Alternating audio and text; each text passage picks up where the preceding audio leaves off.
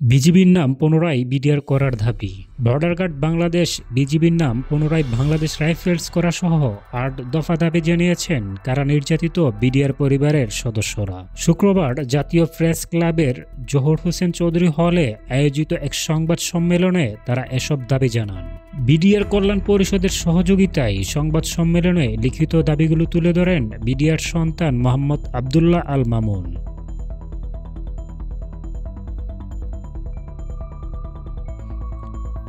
দাবিগুলো হলো স্বৈরশাসক শেখ হাসিনার প্রহসনমূলক সব মামলা ও প্রহসনমূলক সব রায় বাতিল করতে হবে। ১৬ বছর যাবৎ কারাগারে থাকা নির্দোষ সব বিডিআর সদস্যদের নিঃশর্ত কারামুক্তি দিতে হবে। হাইকোর্টের রিট অনুযায়ী দ্রুত পুনর্তদন্ত শুরু করতে হবে। নিরীহ বিডিআরদের রিমান্ডে নির্যাতনের ফলে মৃত্যুর সঠিক কারণ উদ্ঘাটন করে দোষীদের শাস্তি প্রদান করতে হবে। সব বিডিআর সদস্যদের আনুমানিক ১৮,৫২০ জন চাকরিতে পুনর্বহাল করতে হবে। সব সেনা শহীদ, বিডিআর শহীদ ও ক্ষতিগ্রস্ত সব বিডিআর পরিবারকে ক্ষতিপূরণ যেমন বেতন ভাতা ও পেনশন পুনর্বাসন করতে হবে। ঐতিহ্যবাহী বাংলাদেশ রাইফেলস নাম পুনঃস্থাপন করতে হবে। ২৫ ও ২৬ ফেব্রুয়ারিকে শহীদ সেনা দিবস ঘোষণা করতে হবে।